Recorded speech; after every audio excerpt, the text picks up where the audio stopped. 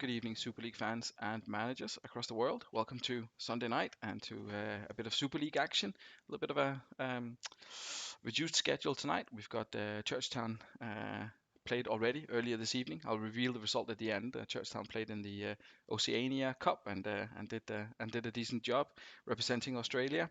In the studio with us tonight, we have the lovely Boston manager. Evening, Greasy. Evening, Martin. And we have, I believe, Stephen Wright, the Dudley Hill manager. Good evening. Good evening, gents. Hope you're both well. Thank you very much for joining us. A little bit of short notice, I think, but it's always good to have people on board. It's been a while since both of you have been on, isn't it? I Yeah. were in week 3, I think. Yeah, I can't remember when I've been on. Well, your work schedule isn't exactly accommodating for staying up late on a Sunday night, is it? So No, well. it's not the best, but I've got a later start tomorrow, so. Oh, very good, very good. Well, hopefully we'll be able to go through it in sort of relative comfort without rushing it. Obviously, we want to make sure that we deliver quality and not just speed. We obviously only have 6 games this evening. Let's have a look at them. So Sloths are not in action tonight. They're having the night off because they were due to play Churchtown, who, as mentioned, are in away on. I keep wanting to say on European duty. It clearly isn't. They're playing a team from the Solomon Islands, which is hardly Europe. So, but anyway. Yeah, exactly. So guys, what do you make first of all? Here are the 6 games. We'll obviously leave you two to the end. We'll go through them in normal order: Dragons, then Fulchester, then Gazelles, then Devils against the Hools. We'll have Haggis Hunters against Dudley, and finish off with Boston against Leathersford. But let's have a quick look at the results. They say Saturday here, but it wasn't really Saturday. But either way, let's see if we start with Dudley. That 3-3 game with the Devils, a bit of an epic encounter, that one. No goals for Impensa as well, and a much improved performance from yourselves. Even though you would have probably it was harsh with the 90-minute goal from Ronaldinho, I guess. Yeah, I mean, if you look at the match stats, I think Fife slightly had better of it. But they don't show the whole story in terms of the second half. I think I'd only had about 3 shots on goal. First half, I think Fife had about 9, if I remember rightly, after the first half. So we sort of threw kitchen sink at them a little bit, and we thought we were getting just rewards. But it's the way Fife is playing though this season. Out massively to him to pull that sort of result out of bag. That's the sort of results that lead me to finishing in a high position and championship winning form, in my opinion. They've definitely done well. I mean, it's a strong result coming back right at the death of them. Gravison unsurprisingly sent off, and Ronaldinho, who's someone who's had a bit of an up and down career in the Super League. I mean, his average is quite high, but he's not exactly been delivering a lot in terms of goals and assists, considering what people might have expected of him. You got 2 goals out of Crespo. I guess that's a relief from you to see him finally on the score sheet. I think he had 1 prior to this one. Yeah, well, his last 3 games, he's played a 7-9-8, and he's now got 3 and 3. He scored and got a 7 game before last. 3 games ago now, and so I changed a couple of his instructions up a little bit, and he played a 9 against Northern Burn the game before this, and then obviously got his 2 goals tonight. So hopefully he's a little bit of a start. I mean, to be fair, when you're looking at, he's got 2 assists as well, so I think 5 goal contributions in 5 games. I think that's it's pretty pleasing, and his rating's okay at the minute as well. So hopefully he can have a decent second half of the season. Yeah, long may it continue for him. And Dalmat, someone that we hadn't seen much of this season. I think he was either released or sold in the previous version of the Super League. You've thrown him in at the deep end in that central midfielder role, and he's been repaying your faith in him so far. Yeah, I mean, he played a little bit earlier on in the season, and he had a solid enough game getting a 7. I thought I were a little bit, I know Ryan taking credit for saying, for sort of recommending him, but it was always in my plan to try and move Alex a little bit further up anyway, because Selakovic, as good as he is, I don't really like Gallardo in either. I'd rather have him as an MC, but I just thought, give him a shot. He's been playing on stage I've had at home, his creativity is always really good. So I just thought, let's stick him in middle, give him a bit of a free roll and see how he does. And yeah, we're really pleased with where he went. Yeah, well, it was good to see you obviously having a bit more of a successful game. I mean, even if it wasn't the win, there was certainly a bit more to write home about for Dudley, especially in terms of performances for individual players, etc. So that was good to see. Lokomotiv Boston 1-0 away win at Churchtown. I mean, it's I'm not saying it's like George Graham's old Arsenal side, but it is a little bit, isn't it, to watch Lokomotiv Boston these days? Well, it only takes one goal to win a game if you keep a clean sheet. So Nice. I'll take a 1-0 win every week if that's what happens. But I conceded a few more shots on target than what I normally do, so it was a bit more open. But yeah, I've been quite happy. I would like the team to score more goals, but it's not always in my hands, is it? So I have averaged quite a few goals over. I think I got like 8 goals over the past 3 games before this. So my strikers are in form when they want to play, but at the moment Elba got man of the match with a 9. So I think it was more down to Jens Lehmann keeping him out rather than not putting the ball in the net. Yeah, I mean it's a solid performance from you guys there. And again, Bart has been. I mean, I go on about him regularly. He obviously had a 7 Have you last got your time out. signed So. picture on the wall of him yet? You have to get Ian to make a. You have to get Ian to make a print. Yeah, we'd probably have to. We'd probably have to. I mean, he's been instrumental for you this season, hasn't he? I mean, if you could compare him to some of how the other goalkeepers have been, we can maybe do that quickly. We can see how the average rating for the goalkeepers in the league. I mean, Buffon at Fulchester has done well, but apart from that, he's a bit of a step above some of the others, and there Yeah, but I are. don't. I think he done really well at the start when I was playing more open. Hmm. But I'd say the past few games, I think Byrne had 2 shots. When I lost to Swindon, they only had 1 shot on goal. Astor only had 1 shot on goal. So he isn't having a lot to do. I think he's actually one of the few keepers that's doing good distribution to keep his average high. Hmm. Because keepers and centre backs, if they don't have a lot to do, they generally have a low rating. True. That is true. Yeah. So he is getting involved there. So along with him, where did we go? We were at the results, and along with him, you have got some solid performances. Ricardinho, who you brought up, obviously Elba getting the man of the match. Martin Laursen, very quietly going about his business next to Cannavaro, and not pulling up any trees in terms of their average ratings. But if you look at your defensive record, then you got to be happy with their contribution, only conceding 14 and 15. Yeah, as I say, most of those were at the start of the season when I was having like drawing to all, or Hmm.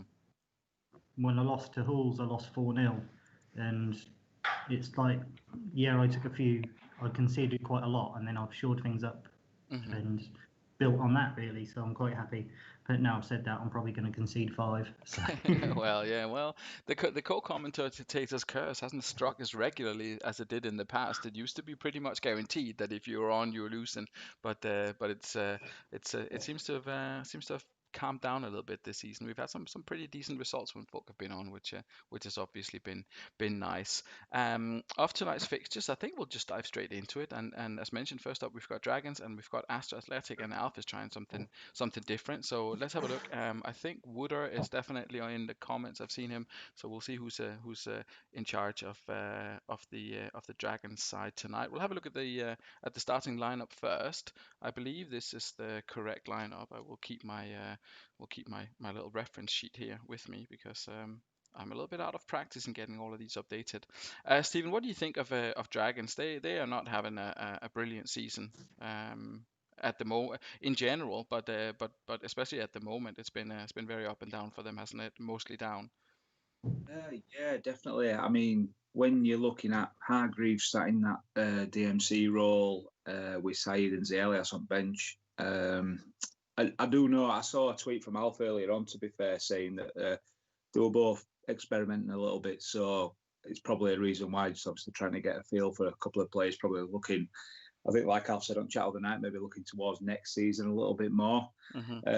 A lot of a lot of jokes made about Eddie Pope, and they were trying to pimp him out and trying to get whatever they could for him here on. But I mean, the three MCs are strong. Bowyer for me, I've never really had him until we were playing our network save, and he's been absolutely unreal for me. The first time I've had him, Kaka can do bits. So yeah, I think it's interesting. I think the thing is, I don't think it matters that they're both playing, supposed, I don't know where to put it, sort of experimental sides. When I think the game itself, when you're that far down in the, I am with them basically. It's difficult to go against, but I do like Bernardo Romeo. I've never seen him in Super League, so it'll be interesting to see how he goes. But yeah, it's going to be an interesting matchup. But he's obviously seen that 4-1-3-2. Sorry, has it's brought some results. So we'll see how it goes. But Yeah, it's worked out for some of the managers. I mean, Bernard Romeo, I think Churchtown had him in the previous incarnation, and he did a fairly good job. They chipped in with a fair few goals. See, Champ Mega Horse is a big fan as well. We're not pandering to the big names, says Wooder. Khan is out, Celius is out, Tariba West, Batistuta. Anyway, yeah. So it looking interesting. And they are up against Asta. So let's have a look at the Asta side. Let's see if this. I've understood there was some issues with with the order of the games last week, but we'll see how it goes tonight. Yeah, let's see if Alf, if you're in the comments, if you want to pick a different captain, maybe I missed that out from your instructions. Then I do apologize. If you could remind me, that would be great. In the meantime, Greavesy, what do you think of Alf? He's obviously gone full Italian here, hasn't he? Let's see. Well, Oh, Amoruso is the captain. Pardon me, Alf. I've got it. Sorry. I like that he's got a lot of balance in there. I like his fullbacks. I would never have Tristan at AMC and Duayo up front. If you got that option and he has been struggling with goals, surely you'd go for your best striker up front that you want them to play. I wouldn't have. I'd even have a bit of a change, like. But other than that, I'm a big Del Vecchio fan. He's one of my favourite players. Yeah, I think it's a stronger side on paper than what the Dragons have put out, even though he's rotated his side a lot. Lorenzo Amoruso, I don't think he's worth anything other than making a tea. And he's got Vashuk on the bench, and I don't think he's played this year. And considering he traded out Cantona for him, he'd actually play a lot more. So, yeah, he's had a few players who've done a decent job for him. I think Mr. Cheddar or Gianni Cheddar, whatever we landed on in terms of pronunciation, he's done okay. 427, Takinadi, 7, whatever it was before, and 729. Duff has come in. He's not really. I mean, Alf was skeptical around Duff and the whole kind of playing a fullback. What do you make of Mike Duff's performance? It's a little bit reminiscent of Sambrota over at Northern Burn, isn't it? He should be doing better than a 675, shouldn't he? yeah, he should be, but I think it's a lot of more. He's got the form of the side around him. Duff sits in. If your team's playing well, Duff will bring it on, and because he's been left out for so much, I imagine his morale was good before he started. So it's not as if he come in at the start and been solid through. He's been chucked in to try and makeshift what was been a problematic side. Yeah. With regards to your prediction for this one, so you mentioned that you think Astor have a slightly better side in terms of an away win on the cards here, possibly. Yeah. You And think as so? I've criticised Tristan being at AMC, I can see Tristan scoring. Yeah. And let's move on. And right, what do you think about the potential outcome of this one? Yeah, I think it's going to be really tight either way. It's going to be a goal either way. But I can just looking at the formations and the starting 11s. Unfortunately, I'm going to upset the Dragons lads here, but I can just see Aston nicking this. Asta to nick this. Well, let's kick off the first game of the evening and see if if Asta's Italian job will work out. If there won't be. I was going to make a cliffhanger joke, but there won't be any cliffhangers, will there? We don't have we don't have the opportunity to leave it until next week for Asta. We'll see what happens. That's not gone well. We'll put Romeo in the middle. That was an early one. Is that his debut as well? He's scored a couple of goals, Klaas and Huntelaar. But yeah, that's doesn't bode well for Dragons, does it really? I mean, we obviously saw Swindon got a result down to 10 men last week, but I think Wood has just started laughing at the fact that that's just happened as well. I'm not sure why Huntelaar was in there, to be to be completely honest. I think maybe who had him in the? Oh, hello, Lee Boyer from midfield equalized in there, 1-1. Maybe started laughing too soon or spoke too soon anyway. And and that's the end of the cheese related jokes. What can we do? We can do a direct swap here. Does he Simon Davies in there? I guess would make the most sense. Maybe swap him with Baronio. Is that how it works? That's what I'd do. I'll swap Baronio. I'd do as well, yeah. That was not what I meant to do. Mega Ross is putting chat that. Oh, Alf is in the chat. I'll leave it at this. I'll let Alf. I'll give Alf the opportunity to agree. But that seems to be the only like real option. Yeah, swap with Baronia. Okay, perfect. That's fine. Well, we'll continue. Thanks very much, Alf. We'll continue the action. Just a little bit of time left for the second half. We can have a look at what happened in those situations shortly. I mean, they're still creating a bit of chances, like a few chances, Dragons, aren't they? Looks like Silvino's really well for Alf, aren't they, since he's brought him in. He's a good, reliable fullback, really. He's got all the stats in the right places. Yeah, I mean, I think acceleration is a good one for him to have. I think what else does he have? Crossing is 15, determination, decent dribbling as well, good stamina, as you mentioned there, and he's got the flair as well. So not a good technique as well, decent work rate. It's not the worst to have for a player in that position. Anyway, fairly even first half, a little bit in Astra's favor in terms of the chances, just fairly sort of evenly distributed, but Dragons with most of the possession.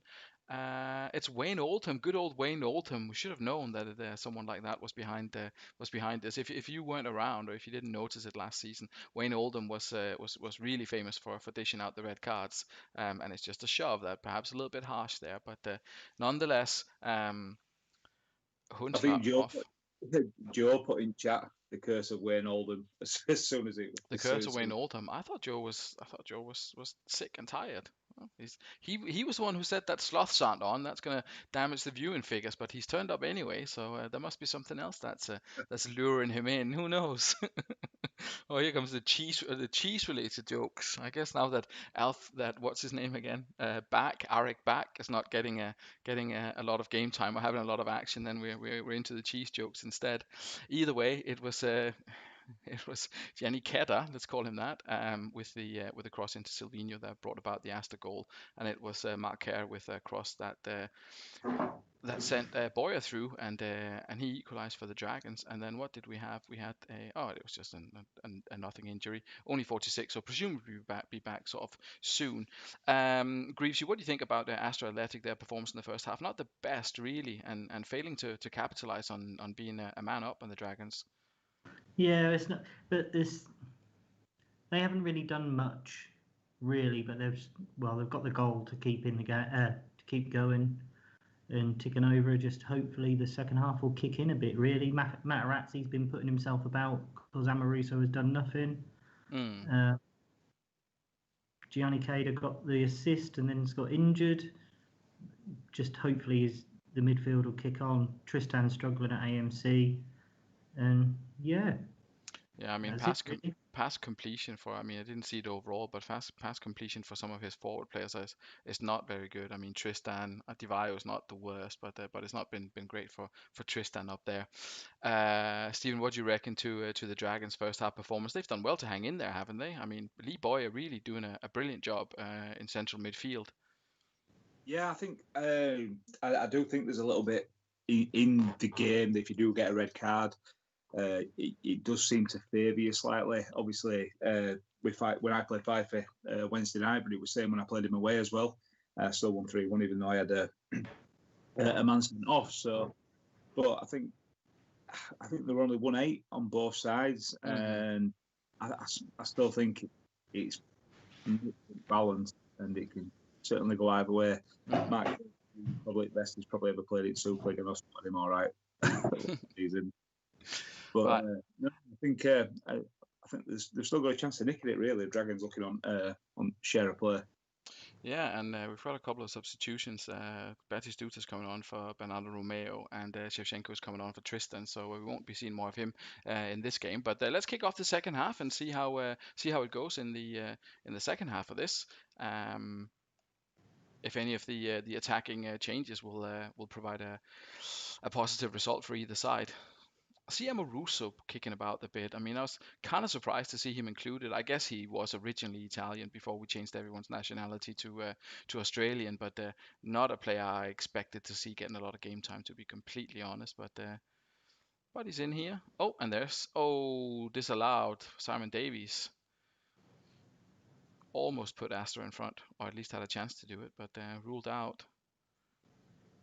I mean, definitely much better performance from Astor in the second half, but apart from that one, they've just not. No, they're sort of cancelling each other out, aren't they? Flatter to deceive a little bit. Lots of orange and blue, but I'm not sure if there's any kind of clear-cut chances for them. See if it just kind of fizzles out to a 1-1 here. If we're going to get a late goal, we're going to get a goal for Divayo. He loves playing up there. He loves playing up top. That's where that's where he gets all the results from. So it wasn't you who was being wasn't you who was completely crazy. No, did you not say that he was going to score Greece after you? No, I said Tristan Oh, probably you would saw for the Tristan. Oh solution. yeah, it was Yeah, the other way around. Oh dear, oh dear, oh dear. It's a striker in his natural position, isn't it? So Yeah. Yeah, as we mentioned, there are plenty more shots for Astor in the second half, but flatter to deceive because none of them were really on target apart from right at the end. Action zones, very very similar to the first half actually in terms of where the football was being played. Let's see how the goal came about there right at the end. Baronio with the assist from the right hand side, and Divayo won an aerial. Oh, poor Eddie Pope losing an aerial challenge to Marco Divayo, and a goal for Astor, securing the 3 points right at the end. Okay, so Alf took Diego Tristan off Greavesy. I guess that made at least some difference. But Materazzi, look at him as well. That's almost half as many tackles, well, more than half as the amount of tackles as he has passes. That's another crucial player for him. But overall, a good Astor performance, I think. yeah, Alf will be happy he's got on the right side of the wing column this week. As he said, he's faced all of the top six leading up to this game. Hopefully, he can get a bit of a run now and kick on for the rest of the season. But it's a bit bleak for him where he is. So, yeah, just hope he can find some positives to push in his squad. Yeah, and maybe I can't remember what his options are in general. I mean, he's got Vaschuk as one of them, obviously. Maybe play Vaschuk instead of Amoruso just for that extra bit of. I mean, he's got quite a lot of good centre halves really, because he's got Hippier and he's trying to think who else he's got. Well, I know he's got Sammy Hippier to come in as well, so I'd have Hippier and Materazzi as main centre halves. I think he's got Southgate as well, so he's not short of an option there. I think Amoruso must have paid him off a bit to get in the squad. Yeah, I'm not sure what it is. Captain's armband as well. Lucas Radebe, who hasn't featured yet, apparently is in there as well. Stephen, if we have a look at the Dragons' performance there, they held on as well as they could until the end there, but just a bridge too far with being down to 10 men, and ultimately maybe a bit of a fitness issue as well. You can see there Kaka and Hargreaves down in the sort of low to mid 70s. Mark Kerr as well. Plenty of running to be done in that three-man midfield, and they held on as well as they could, but in the end, it just wasn't to be for them. Yeah, definitely. I think. Looking at if you look right down the line, obviously Tecon Lads out of there. It's not an overly bad performance, and they were. I think as everybody expected it to be tight. I think the problem is when you do this tinkering, when you start in terms of playing players that are not going to be your first team all the time. It starts giving you a bit of food for thought with other players, and does it make you want to change your team a little bit more? I think Bat Stewart coming off a bench has probably shown that he maybe should have started the game. But like I say, it seems like both teams were just trying a few players out. We're maybe looking at the next season and what they might have to do in transfer window when it reopens again at the end of the season. But Owen Hargreaves, always flatters to deceive for me on game. I've never been good. But I think there's, again, we've been saying it all season, there's definitely plenty to build on for Dragons there. They've got a really good base of a squad. And I'm just surprised that Ronnie Johnson hasn't played more this season. I spoke to Jamie a couple of times about him and I actually spoke to Duggan about bringing him in because he wanted to bring in Nikolaitis if he could have got him in. I really like it. First season, I think he's superb, and I think he might have helped a little bit if he'd been playing regularly from start. Personally, Yeah, I mean, and I think as Alf will back me up on here. I mean, I'm not a user myself of CM Scout that kind of ranks the players in terms of whatever, but I think good old Ronnie is up there in like the top three of the highest overall rated central defenders in the at the start of the game. I can't remember exactly, but it's something like that anyway. Or he was the highest rated outside the Super League or something like that anyway. But very good. But anyway, a good solid result for Asta there, and we move on with the evening's action, and we have Fulchester playing Bostock Stanley next. So let's have a look at them. Fulchester, first of all, Greaves, a little bit of a bump in the road for Fulchester here. They were challenging at the top of the table not that long ago, but then that 4-0 to Devils, and then they lost again to Hools, and they've come out with a slightly different formation today to try and deal with Bostock. What do you make of Fulchester's sort of recent change of fortunes? I think, well, I highlighted it on the chat the other day. I think I got a lot of time for Macca, but I think he spent too much time worrying about stopping the opponents than actually breaking them down and playing himself. He's got a lot of good players in his squad that he plays down all the time, and most of them are in. I'd say he's blessed in attack and options. So a lot of the times he's been putting out quite a defensive side to try and nullify opponents rather than to win the games. So I think I like the formation he's playing at the moment. I play it quite a bit myself on home saves, and it's a good strong team. It should get the best out of Iran.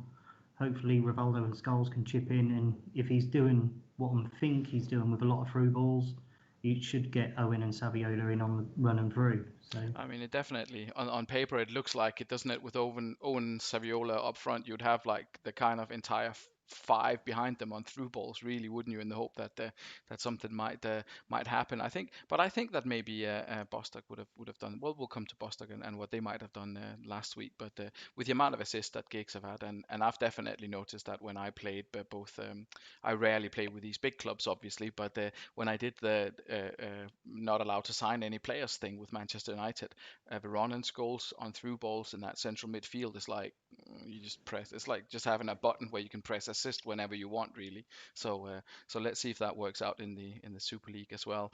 Short arrows on the wing backs. Would you put them longer, or do you where do you stand on arrows in general? I'm not. I do prefer a short arrow. I'm not.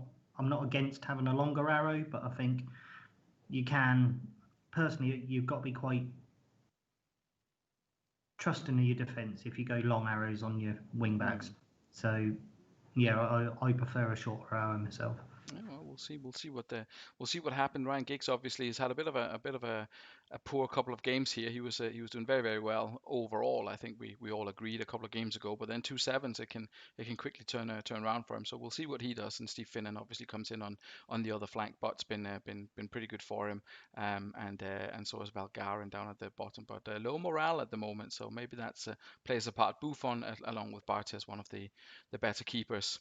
They're up against Bostock. Let's have a look and see what Scott has come up with. I will double check. Oh no, I have done it because Cole is in for Zidane. Talking about through balls, he had a lot of luck with Etu running and scoring in the last game. Stephen, what do you make of Bostock? He'd been on a poor run, hadn't he? Was that this? Yeah, he had lost what 1, 2, 3, 4. He'd lost 5 in a row, and finally he got. I mean, it was against Dragons, no disrespect, but but still he got a solid 3-1 win, and is that a turning point for him, or Fulchester? Are they going to be a bit of a too much of a mouthful for him here? Yeah, I think definitely he's gone back to some more solidarity. Really looking at that, I'm surprised after making a play and saying that his DMRs have been sort of a weaker area for him, I'm surprised that Billy ain't starting just to see how he goes. But Cashman's done a decent job for him. I mean, obviously it's showing difference here in terms of what you were saying about the arrows as well. I'm saying in terms of I like a shorter arrow if they're playing at DM, but I do play a long arrow if they're playing MLR or ML or MR. But I think looking at that, that's extremely solid. Is that right? I mean, I love Igor Tudor. Milewski, he puts big numbers there in that position. I think he's looking very, very strong for this game. In my opinion, it's going to be another really tight one by the looks of it.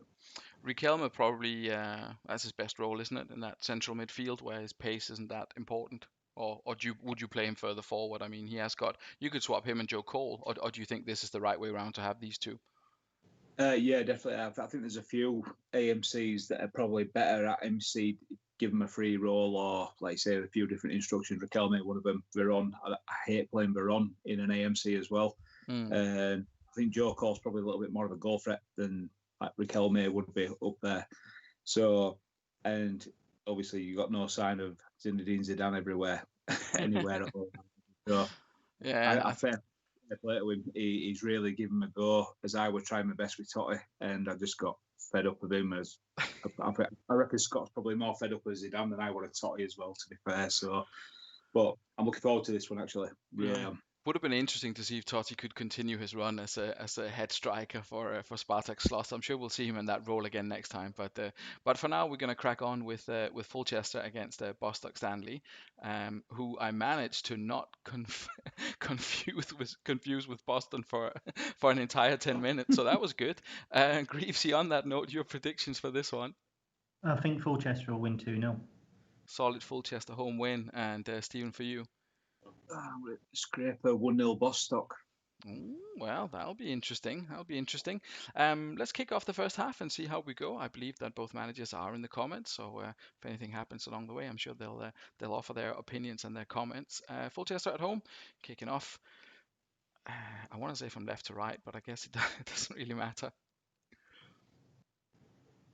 It's a bit of a quick first half here. 40 minutes gone already, and that was a lot of build up for not a whole lot of action. Fulchester a little bit more successful in terms of throwing in a bunch of tackles. They've also done well in terms of keeping Bostock from having anything that resembles a chance. Only 16% of the football being played down in Fulchester's third of the pitch. That's a little bit unusual. It looks like Rivaldo and Veron are keeping the ball. Yeah, well, we'll see when we get to the individual players. Let's have a look here. Right, so who's keeping the ball? Well, Riquelme is doing well in terms of passing, nearly completing 100%, but not winning any tackles or headers. That's fives there. What do you think, Greaves? Poor performance from Bostock in that first half, or are they just being contained by that quite defensive formation by Fulchester? Well, I don't think it's quite defensive. I'm quite a fan of the MCs. I think they're just struggling to get into the game. They haven't been able to get a tackle in really. Milewski's got them doing well in that area, but they haven't put themselves about a lot, have they? So not a single key pass in the entire first half. We can see if there's only two runs, so only two players actually doing anything going forward. A little bit weird that it's Castroman and Lisa Rasu who are somehow caught offside, but anyway, I don't want to spend too much time looking at that because I could be here all evening just looking at weird things. Who needs to really step up in the second half for Bostock? Riquelme to get some key passes in amongst his real key passes there, or is it Etu or Joe Cole? You got to think Riquelme's head to head with Veron, isn't he? So he's got to pull his finger out to get past his countryman, really. Yeah, well, we'll see. We'll see if that happens. Fulchester, Stephen, it's kind of the same, isn't it? Defensively pretty solid, but attacking they've not really offered that much. Just one key pass, isn't it? Yeah, definitely. I think obviously all these defensive players are playing really, really well. 6 from Veron there is probably not helping matters. But again, it depends on, like you say, setup. It does look a little bit like he's still trying to negate a little bit of what Bostock are trying to do, as opposed to go for jugular, like Greaves has said a few times. And looking at the fives, I think there's more improvement to come from Bostock. Looking at the lower ratings, I know Ryan had said in comments that I'm all for Yorkshire Castella, but I've just seen it as I say it. But I think there's a little bit easier improvement to come from Bostock than Fulchester from that. I can't call either way. Cannot call this either way where it's going. Yeah, Saviola for Rossini is the call from the Fulchester bench. Scott, do you have anything to add in terms of substitutions for your side? Quick word before we kick off the second half about Michael Owen as well. Belletti for Castroman. Yeah, I thought you might want to say that, so we'll do that. Quick word on Michael Owen. He's not got a good track record in the Super League, and it doesn't look as if he's improving here. Quick word from either of you or from both of you. Greavesy, Michael Owen, yes or no from you? He's a yes. I think if Macca doesn't want him at the end of the season, I'm willing to have a chat. I do like Owen. I've got numbers out of him before, and he's one of the players I'd like to see prove a point in this league. Stop slacking him. He never gets a chance. He played about 40 games in the last 2 seasons, Ryan, and did nothing. Yeah, well, fair enough. Well, we'll kick off the second half. I won't dwell too much on it. A bit of a drab first half, so I won't dwell too much on it. I think that both substitutions were made. So we'll kick off the second half and see if they have any effect. Belletti, debutant for Bostock Stanley. Interesting to see if he's going to come on and try and impress his new manager. Looks as if Bostock are a little bit more into it here in the second half, and I think there's already been more chances than there were in the entire first half. Rivaldo, I mean, it's big names that we've seen from Fulchester. There's Rossini, who came on for Saviola. Saviola, who done not too bad recently. But Rossini with that goal and just a couple of minutes left, it's still very, very cagey, I think. Scholes coming forward, Owen coming forward. Well, we didn't see anything else for Michael Owen, but Fulchester gets it. It's a 1-0 win for the Blue and Whites, who completely dominated the second half. If not with exciting attacking football, then at least in terms of down completely, haven't they? shutting them down completely. Only 19% of the football being played down in the Fulchester part of the pitch, so they are really very, very solid at the back in this game. Let's see how the goal came about. It was actually Owen who had a shot on goal. Eleftheropoulos could only parry it. Rossini collected the loose ball there and put that away. So decent enough performance. If we look at Bostock Stanley, Greavesy, Eleftheropoulos in goal. I mean, he's in for Andre. He's done well, hasn't he? Andre had done terribly beforehand, so you only imagine what it could have been if he was in goal. Riquelme couldn't get on the ball at all by the looks of it. Just recycled possession. And with only one key pass in the game for your team, you've got to be a bit concerned. Yeah, I mean it's I mean it's obviously a difficult match, but there's something that didn't really click in terms of attacking football there for definite. Belletti came on, got a 6. Castroman was on a 6. Nothing gained there really. Samuel Eto'o put in a half decent performance, but a pretty tough one for Bostock. But it's not an easy place to go. Fulchester, obviously, they have until recently been much higher up on the table. Stephen Yepes, a bit of an unknown quantity, but he's put in a good shift for Fulchester tonight, and Nicky Butt as well. So a good solid defensive performance. The difference being maybe that one striker that just gets the goal. Is that fair to say? Yeah, definitely. I mean, I know. See, this is the problem with Michael Owen. He ends up on numbers in terms of ratings. I'm not a fan of his whatsoever on the game at all. But Yusufel Aaron as well. I think he's getting absolutely great numbers. I think it was 7.75 before when you clicked on him before the game. I think he's done unreal. But I mean, Yepes were always one that I used to really like. I think. Look at that. That's a really solid performance all round, really. And like I said at half time, I think there was one goal in it either way, where both teams are set up. But Rossini, I think, is obviously, I know he was top scorer in the league a couple of seasons back. I'd have probably, personally, I'm in no room to talk, dwindling down bottom end of the table, but it'd have been Rossini and Saviola up there for me to know him. But he can't. He's got an 8, so he just needs goals to go along with it. Yeah, I mean, decent second half performance for Owen there, and although he didn't get an assist, it was his shot that fell for Rossini to put it away. Rossini definitely someone who's flown under the radar since since season whatever it was, 5 or 2 seasons ago in the Super League when he finished up top scorer, I think on 21. So be interesting to see if he gets a bit of a run with Fulchester. But anyway, good result there for Fulchester. Difficult away game as we mentioned for Bostock, and we can move on with the evening's action to Gazelles against Northern Burn. This should be an interesting one as well. Have a look at Gazelles. Obviously, Gazelles had that not ideal result against against Lettersford last time out. A couple of changes for them as well. We've got Delivio coming in at left back, Ferdinand in there in defence, and Lima in here as well. Those three guys, Greavesy, Delivio coming in, Ferdinand coming in for I can't remember who it was. Who was it actually? For Yeah. Marinho. Oh, yeah. And Lima, a bit of an unknown quantity for me, Mr. Doc Francisco Lima. What do you Yes, make of from those? Rotherham. Um, it's again they're not as the star quality of his normal 11, are they? It's just interesting to see what depth he actually has, and I think that might be judgment as the league rolls on when you start to get suspensions and injuries. Are they going to fill the gap as well as what the superstar that they've replaced? So Hmm. I think that he struggled at the start by having Clover injured when he was playing one up top, and he struggled last week when Ferdinand was out. And I think it might be. Would you generally choose Delivio as a left hand as your out and out wing back, out and out full back? I don't think you would. He is the stopgap, and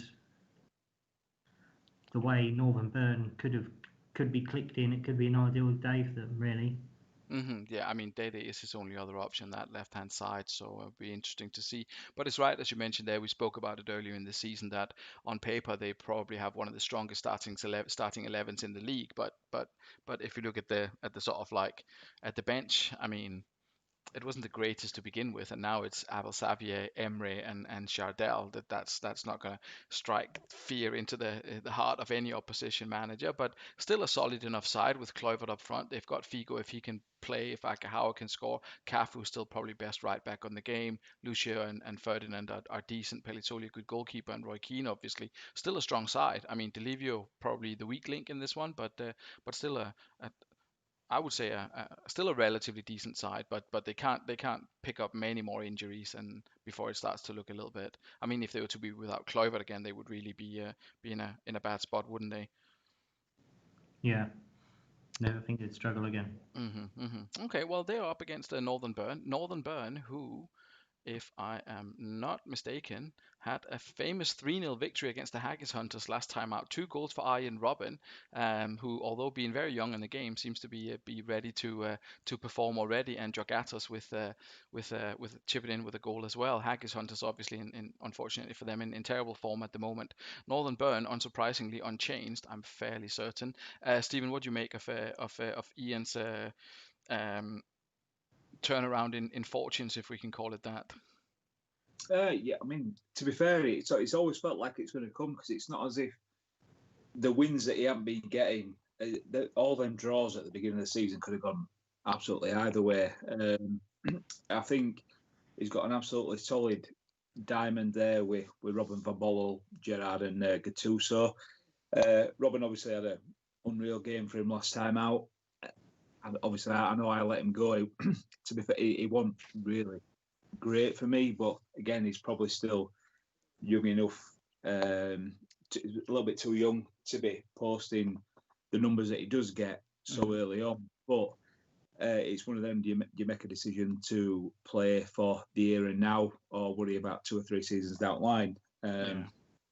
So, but I mean, George Atos is a fantastic player in my opinion. He's one of my favourites. Looking at that side, it's extremely strong. For some reason, I don't really like Kesmanon game for some stupid reason. I just for some reason I just really don't like him. But for me personally, the way he's been playing, The only thing I'd change from his starting lineup, looking at his bench, I'd probably have Sean Davis in right wing back rather than Zambrotta because he's been pretty poor. But it's hard not to put a player of Zambrotta's quality in because he, end of the day, gets questioned as it is about the squad he's got and the results that he gets. And so if you're not playing your best players, people might start asking undue questions. But I definitely put Sean Davis in there, but I still fancy he might get a bit of a result here. Yeah, I mean Sean Davis has done well. I mean he's got 7 something average, definitely average and much higher than Sambrota. But we'll see what happens in this game. Obviously, Stephen, your prediction in this one? Yeah, 2-1 Burn. 2-1 Burn, a brave away win there. Greavesy, what do you think? Gazelles, can they bounce back from that 3-0 defeat to Lettersford, or do you think Northern Burn are riding a bit of a wave here? I think they're riding a bit of a wave. I think it's going to be a 2-1 as well, yeah. Oh, well, very, very interesting. And a lot of love for Northern Burn in the comments as well. Dimple, Mega Horse, and Sadler all going for an away win. The Fifey as well, 2-1 away win like you guys. So let's kick it off and see. I get it now. Yeah, I get it. Sorry. Okay, we'll kick it off and we'll see what happens in this one. Oof. A lot of pressure from the Gazelles right at the beginning of the game here. 15 minutes in, and it's been they've had a few chances already. Yellow card or two dashed out as well. There's another one for Gattuso, unsurprisingly. But it's Cheryang Ri who opens the scoring for Northern Burn, and Figo picks up an injury here. I think Emre is the obvious choice Yeah. to put in here. Where did he go? Who's injured? Figo. Perhaps swap him with Agahauer because is he left? He's Yeah, he's left footed. left-footed, and Agahauer's. I mean, For I me would do that. personally, I'd have started Emery over Lima, personally, in my own opinion. Yeah, that's a big injury for him, is that? Yeah, I don't think Craig is in, so we'll do that. Craig, if you are there and if you do turn up, then yeah, we can make some changes at halftime. But I haven't seen him, so we'll continue with the second part of the first half. And there is Kessman trying to impress the co-commentators here. Must have been told there that he's not getting a lot of love from the studio, but so far so good for Northern. I was going to say so far so good for Northern Burn. It's not really because they have conceded quite a few chances.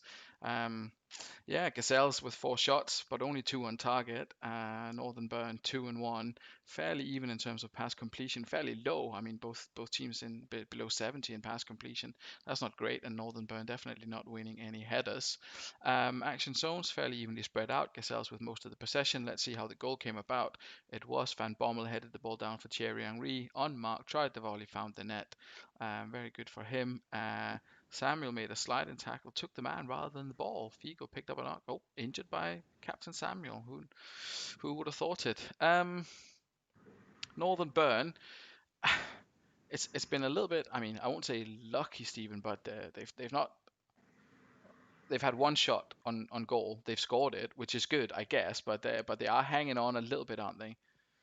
Yeah, I think the positive there is, depending how the second half goes, there's a fair bit of improvement to come from him. Van Bommel obviously doing what he normally does, and Toldo's obviously kept them a couple of shots out, getting an 8 when he's only had 2 on target. He must have kept them out pretty well. You just think there's a little bit of improvement to come from them, which I'm probably guessing will come from Gazelle as well. But yeah, they can't knock where they're going so far. Ian will be really chuffed.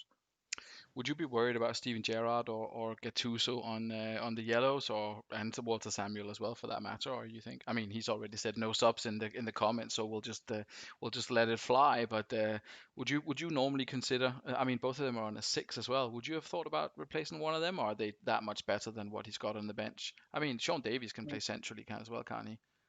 Yeah, I mean, Sean Davis can go anywhere.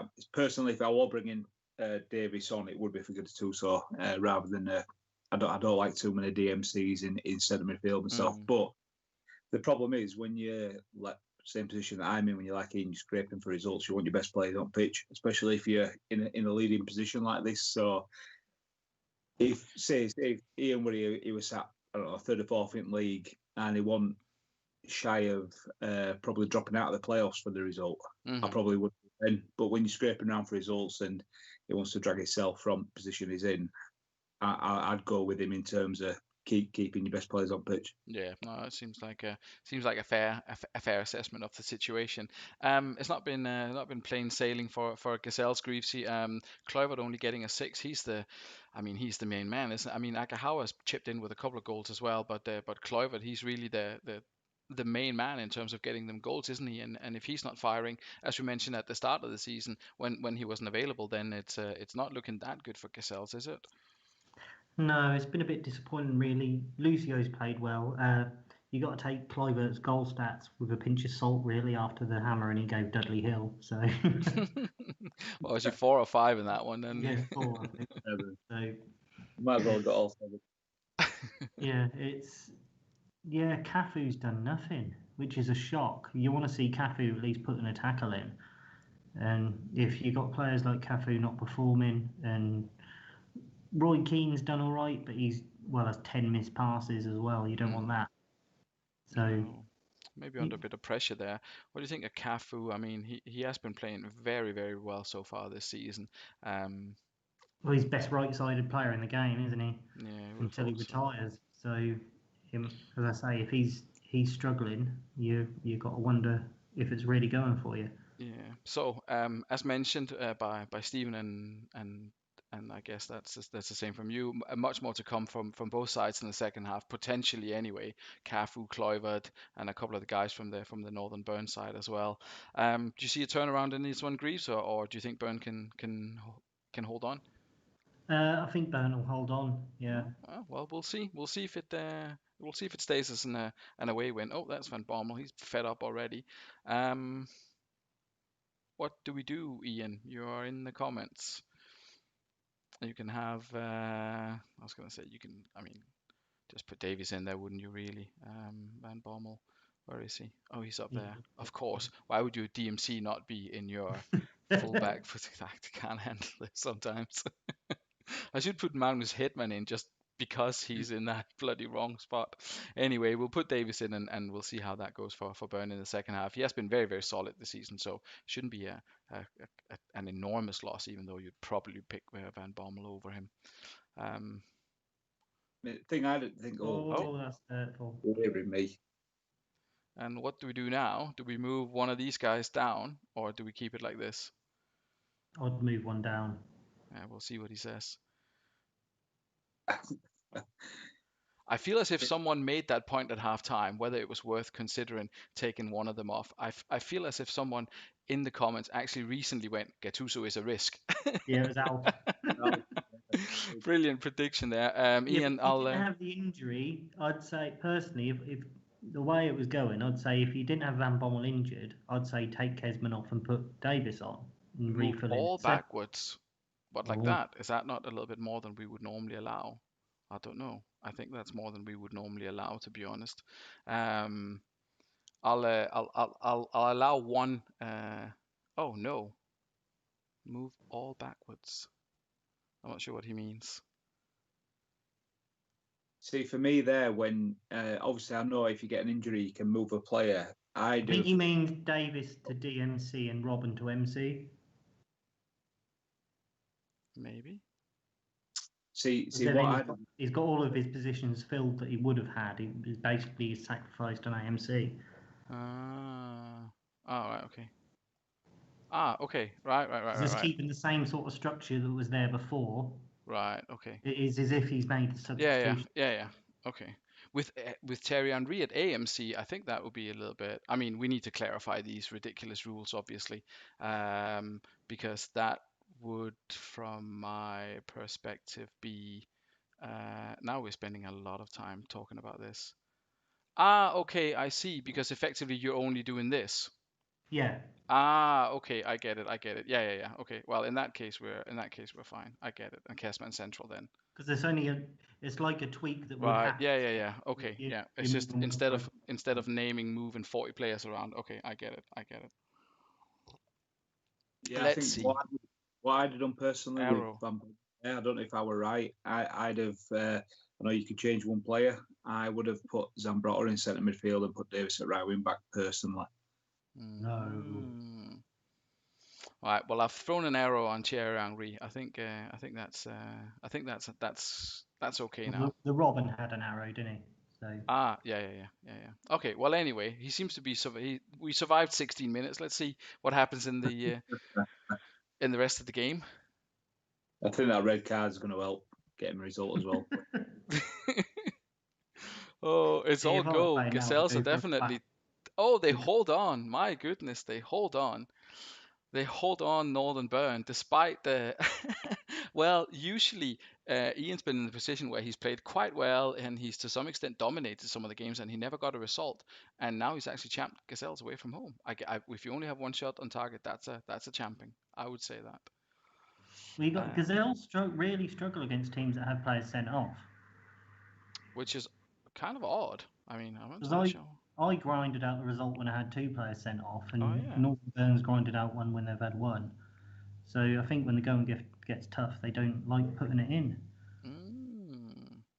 I just think it's the game, full stop. Me, if you get a man sent off, I think it's in your favour, personally. Yeah, I mean, there's arguments that could be made for that. How many times have you played yourself in home saves and it's going quite well, 0-0, start the second half, the other team get one sent off, and you have 95 shots on target and nothing goes in. Yeah, so just one of those things, and unfortunately for Craig, one of those days for him as well, where it just didn't uh, didn't work out for him. Toldo man of the match. Sean Davies comes in and gets man of the match for for the burn there. Jogata, as we mentioned there, a decent player. Greaves, who would you pick as man of the match? Sean Davies or Well, it's got to be Toldo, really, isn't it? If you only had one shot on goal and they've had 4, you've got to say your keeper's the man of the match, especially on how Toldo's been playing in the past. I mm, think he actually earned his money this week. yeah, he's definitely put in a decent shift there. Steven Gerrard only getting a 6, maybe slightly concerning, but I guess the circumstances were a little bit odd. Udese only getting a 6, that's a bit strange considering they're up against 2 strikers, aren't they? They should be. Yeah, he's only made one successful tackle though, hasn't he? Yeah, poor tackling from him and not being involved in the passing either. Um, and read the transfer signing of the season. Well, that's a question for Alf. What do you make of Thierry Henry, guys? Is he someone that Northern Burn desperately needed? Any Oh, I thoughts? don't know. I don't know. For me, I'd have personally kept Crespo and not got Henry, especially like the Alf got tune out been playing at AMC, which I've never ever done ever personally ever. But Hmm. but what he's done, he's obviously had a little bit of a turnaround last couple of weeks, and it's working for him. So you can't really. It's hard to dissuade it any other way. Yeah, and Gazelle's Stephen, their performance. I mean, as I spoke about there at halftime, if Kluivert's not delivering, then they're struggling, and he's the one who picks up a 6 today. Um, are they doing anything wrong, Gazelles? Do you think, or is it just the way is it a flip of toss of a coin, or the way the dice roll, or whatever you want to call it, just a bit of bad luck for them, or does he need to rethink it to some extent, Craig? To be fair, I think the way he rethought it and put the 4-1-3-2 in suited his squad more. I said it on the Five-ish chat the other night. It looks, Mm, the squad looks a far different animal with the 4-1-3-2 than it did with the 3 AMCs. I mean, they've obviously kept Burn well at bay, apart from the goal with Dilibio, Ferdinand, Lucio getting an 8.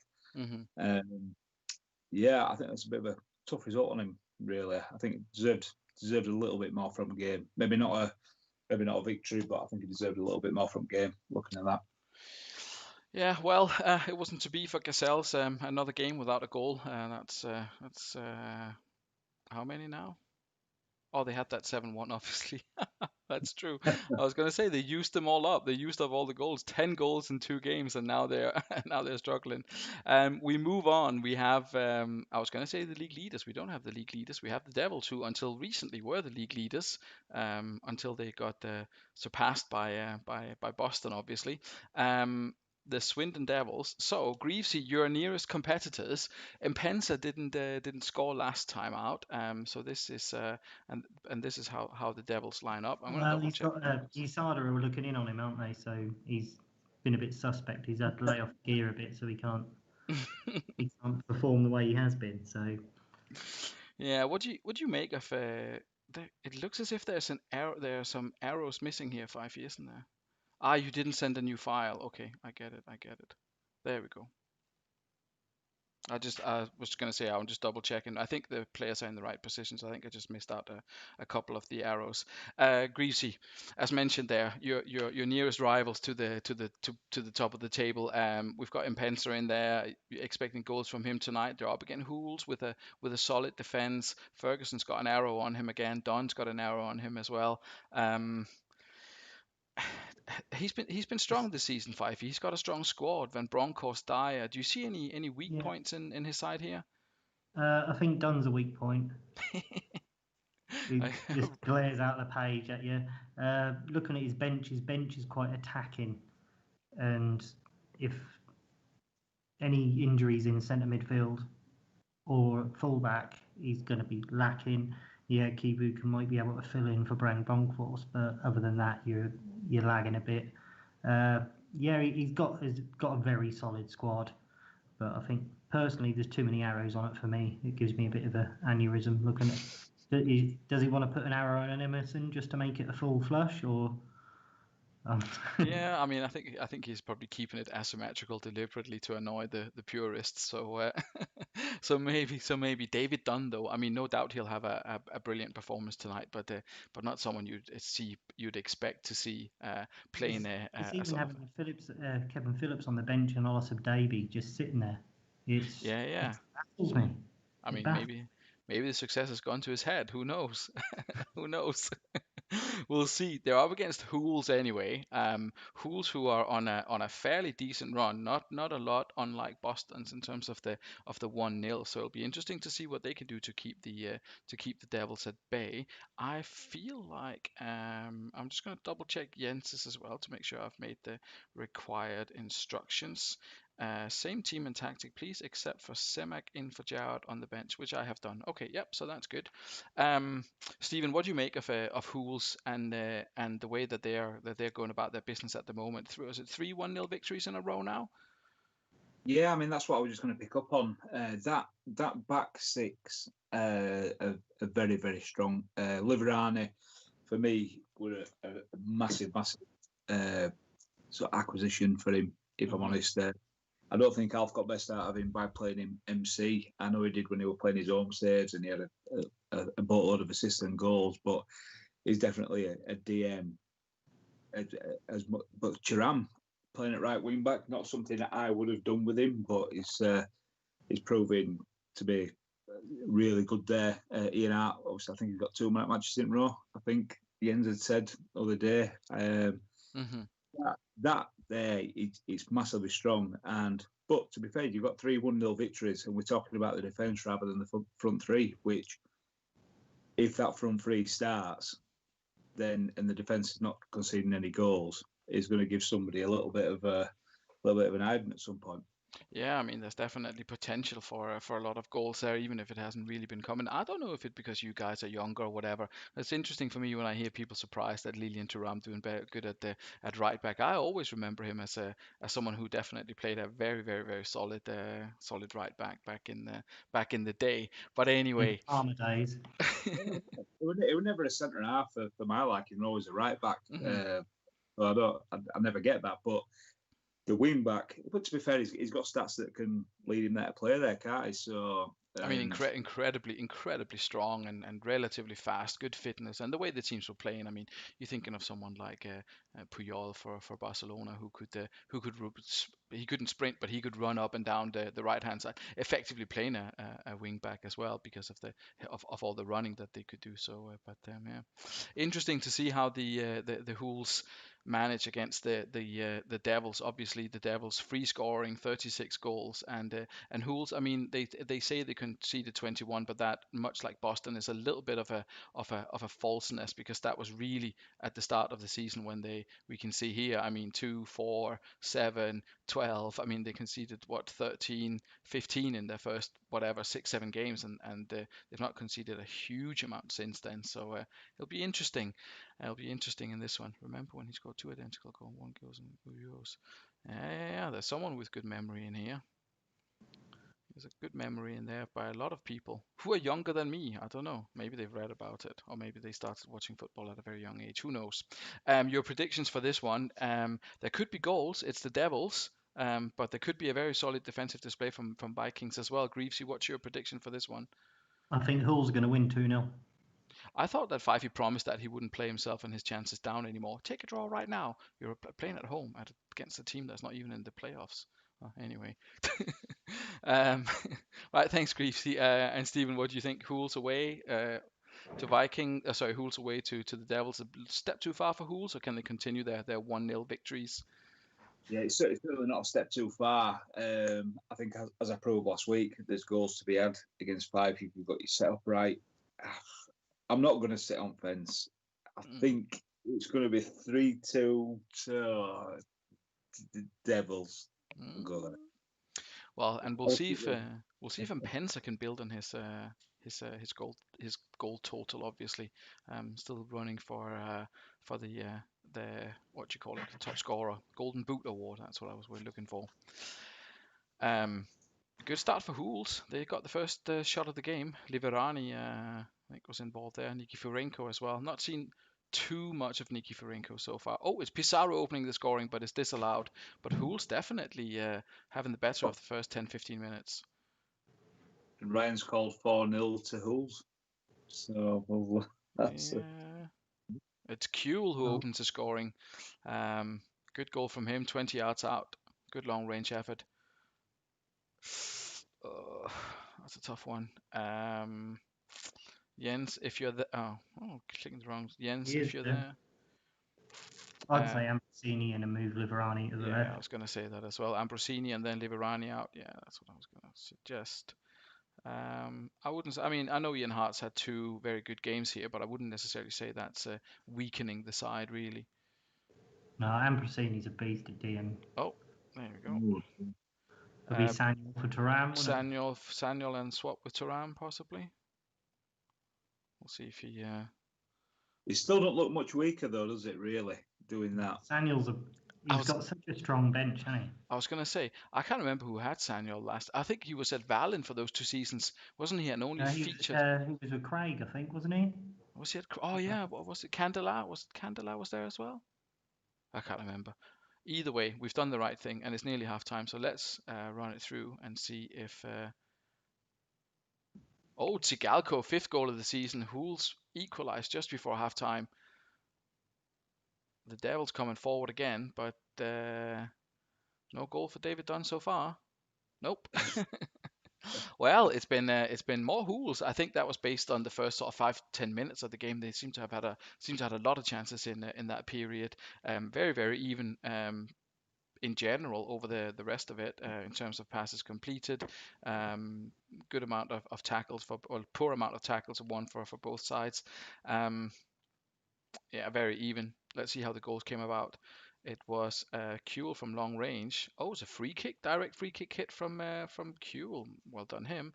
And Tsigalco scored out of nothing, presumably. Fourth official puts ball to him with board. Well, let's see. I'm sure someone in true champ style, someone will have an assist. Yep, Ambrosini got the assist for that one. So that's good, I guess. He took the throw in, probably. Maybe it's like in ice hockey, they count back 9 passes and everyone gets an assist. What can we say about Hools? Unlucky, Stephen, with the 2 injuries there, but as we spoke about, it's not really weakened the side with the changes that they've had to make. No, and again, you take Liverani's 8 out of there. We're talking about improvements. If you're playing at home, and I know it's obviously massively different to this, but you're looking at that and you won a piece, and you're thinking, bloody hell, I haven't played right well here. How has I think Ambrosini got an assist but not a key pass? I mean, they might not be that's Because surely that's a key pass, isn't it? An assist for a goal. mutually exclusive. I don't know. I don't know. Maybe yeah. you're right. Maybe a throw's not considered a pass. Who knows? Either way, it wasn't captured in the match report, so we have no way of knowing how that came about. Still pretty good to get a 7 just on that assist with his 4 touches overall. But you're right, think, Stephen. You I would think look at this and you Campbell. would think that a lot more to come in the second half from Hools. Yeah, I think the worrying thing there for Jens is Campbell only winning one of his 4 tackles. It looks like he might be acceptable if Mpenza does start playing a little bit. But the team don't look any weaker for me. So I'm still going to think that Devils are going to nick it here. Well, they definitely got some improvement to do as well. What do you think, Gracie? David Dunn, surprisingly perhaps, putting in a shocking performance in central midfield. Well, it's a bit the same as Halls, really. They've sort of cancelled each other out, haven't they? Montero's doing what he does best, picking up a yellow card, and yeah. Yeah, there's no changes for Fife. He says there. Montero's obviously always good value for money, always good pass completion, plenty of one tackles and headers, but a bit of a liability in terms of the yellow card. Probably better to keep him on though, considering the front three that Hools have. Interesting actually that we've got both teams play with 2 at the back, and both teams have an odd number of strikers. We'll see if that comes to anything in the second half. Your prediction, Greavesy, for the second half? I think Halls will just sneak it to the death. Well, we'll see. Jens is hoping for an early red from Montero. Let's kick it off and see if that happens. Seen a bit of Ronaldinho there at the start of the second half. He was obviously the one who got the last-minute equaliser last time out. Montero is involved, but I don't think it was getting another card. It is Mpenza. He is a difficult man to keep down, obviously. That's on 17 for the season now. See if Hools can come back in it like they did in the first half. Doesn't Yeah, I think he's really. made a mistake there, but he started watching on. Big Bang could come in soon. What's the record amount of goals for a striker then? I think Rossini, I think Montella last season got 17, didn't he? Didn't they say Ronaldinho got 21? Yeah, Rossini got 21 in the season 5 or whatever, but I think in previous seasons someone has been up on more in sort of the mid 20s, 24, 25. That's a good win for Fifey though today. Yeah, it's a good solid win for Fifey. Good to get to get that result against the Hools. I mean, they obviously had more of the chances. He's just not getting it. The 3 strikers, I mean, I can appreciate why he's playing them, but he's not getting the return, though, is he really? Let's see how the goals came about before we dive into that a little bit further. Dyer passed the ball. Constanzo couldn't gather it cleanly. Okay, bit of a loose one there that he picked up. Stephen, you said there was much more to come from Hools in the second half. We did get a little bit more of them, but not in terms of accuracy when it came to their finishing. What do you make of the front 3? That's what, 4 goals in the last 4 games when you play with Pizarro, Tsigalco, and Van Nistelrooy up front. Would you expect? I mean, I know he's had 3 wins, so he can't complain, but it's not a huge return for risking it so much and playing 3 strikers, is it? No, definitely. I think his problem is he's not getting the ball to him behind. I think I've played 3 up top twice so far, and it's actually you need to get the ball to him. Really, it's pretty low passing stats, and especially completed as well. I think I don't know. I think that one MC with all your DMs. I think you need a longer arrow on the DMs personally if you're playing 3 up top to try and get them further up the field. But yeah, they've obviously not had much, especially Pizarro. Is it 90 minutes? He's had 9 touches at ball. Yeah, I think he had a goal disallowed in the first half, but he's not done a huge amount in general. You're right. So yeah, I think maybe an AMC with 2 up top in that formation, or 2 MCs and 2 up top with some arrows and maybe some instructions on might probably help him a little bit more. But end of the day, he's coming off back of 3 1-0 wins where he's been really solid, so he can't really change it up, but it might just give him a little bit of food for thought. Yeah, in terms of maybe go a little bit more aggressive in the next home game or something like that, or try to mix it up a little bit. Greasy, what do you make of the second half performance for the Devils? Kieran Dyer, unsurprisingly, man of the match again, but only getting an 8. It wasn't vintage Devils, but they got the win in the end. Yeah, you've got to be happy when you've got more 8s than 7s, and you've got no 6s whatsoever. So everyone put a decent shift in. It's just a routine Devils display by the look of it. They had a bit of a wobble just before half time, but they managed to grind the result out. So yeah, solid. There you go, Emerson. Emerson getting an 8, even though he's missed 9 tackles. It's got to be a bit worrying. But Is he the right? Is he the right Emerson? He's got 2. Remember? Yeah, he's the one that's playing all the time. He's got the other one as well, hasn't he? Or did he sell him? I'm sure he's I got the think they're other. swapping at half time and no one notices it. Maybe, maybe. Well, they could here. Yeah. I mean, solid for Devils, and they're back. They're back in contention until your game for top of the table until your game that which we'll see shortly.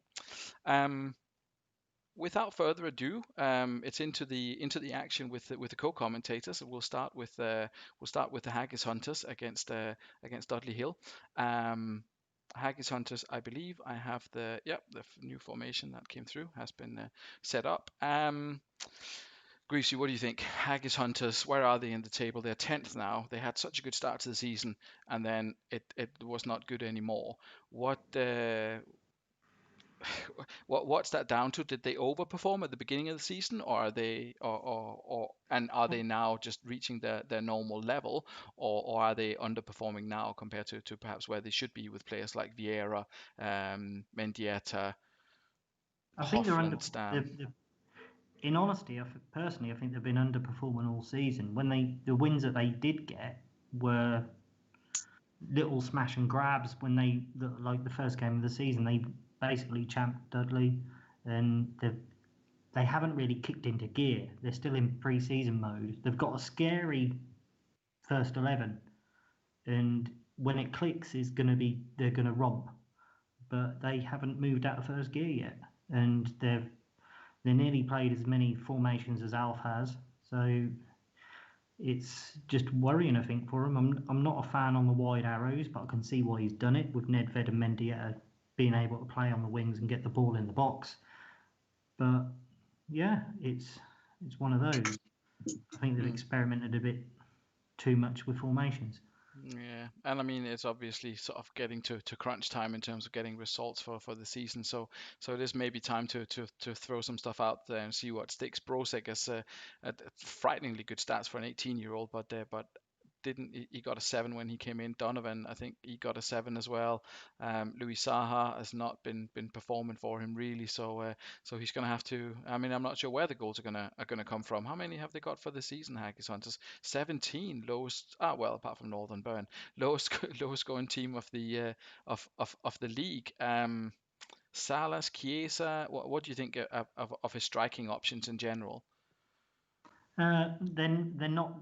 It was highlighted at the start of the season when he let Saviola go. His striking options, they're okay, but they're not the best. They're not what you'd put a title-winning side on. It's you want. I think 1 in 10 saves Salas starts living up to what stats he's got. So it's one of those. And Larson, I really rate Larson, but it's behind a 2-man strike force like what he's got now, and I think this is the first time he's played him like that. Yeah, he's been using him in sort of various kind of roles, but yeah, I think he's definitely in his best position when he plays as one guy behind 2 strikers. Well, we'll see how they get on tonight. They're up against co-commentator for the evening, Stephen Wright and Dudley Hill.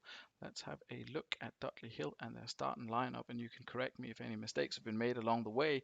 Talk us through your starting lineup. What are your thoughts? I mean, you've got Guigu. I don't know how you pronounce it out on the right hand side, an unknown quantity for me. What's the thought pattern behind including him? Basically, he's been set in my reserves, and he's because I've now settled on this 4 DMs across the board. He's a DM LR centre, and he's either footed, so he can cover anywhere across the board. might have been a slight mistake on my part thinking I knew Ayala was suspended, I knew Davids was suspended, and I didn't put Arca back in, but I wanted to give him a run anyway, see how he went. So decent creativity. He's got some all right stats in some all right places. So Davids suspended, and Daniel Anderson's played a 5 and a 6 so far this season. So I'm a bit concerned about him being in the side, but it would a toss up really. Do I throw Freddie Ljungberg there who can do a job at right wing back? No, but I'm I'm a little bit more confident than I was than now seeing Ian's formation. If I'm honest, I mean I've been called Tinkerman, but I reckon there's been quite a lot of base to a lot of my formations. Apart from stupid ones where I played 3 up top, but I think Ian's thrown some more outrageous formations in terms of completely different to what he normally plays. And I know they think they get bad press up there, but that's not being mentioned about them. But Patrick Anderson's come in because Ayala's suspended on the game. Whether you look at Scout or not, he's always Sweden captain and he does really well. But yeah, I still think it's fairly solid base to go from, and I'm fairly confident of getting a result. Yeah, I mean three goals obviously from a very similar side last week against the Swindon Devils, and if you've got Crespo getting a couple of goals and Dalmat can put in something similar, then we'll see. So I mean, Greaves, do you share Stephen's optimism here? Do you think he can get something away at the Haggis Hunters? Yeah, I do. With the wide arrows of the two central players, I think if Haggis lose the ball, there's a big gap there for Dalmet to romp into. So yeah, I think Dudley will win 2-0. Oh well, that will be interesting to see. There's a few predictions coming in. Dimble saying 3-1 away win, 5-3 3-2 away win. Ian Edwards 2-1 away. Potato Mourinho 2-1 for the Haggis, and Alf says 3-3. We'll kick it off and we'll see how it goes with Haggis Hunters as they take on Dudley Hill. Let's see. Oof. Daniel Anderson there involved in an attacking move. I noticed his name. Dalmat as well. Oof, but it's Nedved who opens the scoring for the Haggis Hunters.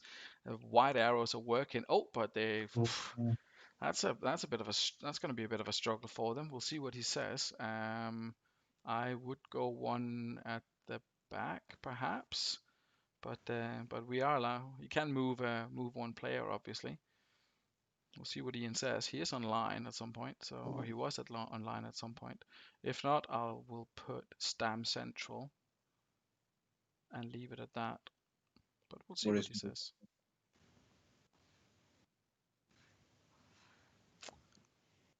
I mean, I'm not sure if he's watching, but I'd never be happy with one at the back. well, he's still got 3. He's still got his fullback, hasn't he? And he is only up against 1 striker, so you'd think, or is he? Yeah, he's up against 1 striker. The Scottish internet letting him down. Helguera for Donovan. Right, okay. And then we're doing this whole thing again, aren't we? Okay, well that's fine. We'll do that, and we'll continue onwards and see if Haggis Hunters can hold on. Stephen, what did you say about struggling against it always being difficult, or the game's got something against you against 10 men? I hope that prediction doesn't come true for you, but we'll see. There's obviously why does it keep doing that? There's obviously 70 minutes still to play. I think I'll be a turn up for Bucks if I do get a result here. And honestly, I can't remember one that has worked out in your favour. Yeah, I think in anyone's favour this season. Oh, I mean, let's see. Well, it's as I mentioned there, you've definitely dominated in terms of shots on target and shots in general. More passes completed as well, fairly even on the tackles and on the headers. Let's see how the goal came about. Nedved, what he was up to. Saha chipped the ball into the area ahead of Nedved, and Nedved scored unmarked. That run, that arrow that paid off for him. Greavesy, what do you make of Haggis Hunters that first half performance? A little bit quiet, but they got the goal on their only chance, and looks as if they can. I mean, they're holding on so far. Do you think you think they can hold on in the second half with El Guerrero coming in for Donovan? What do you make of that change?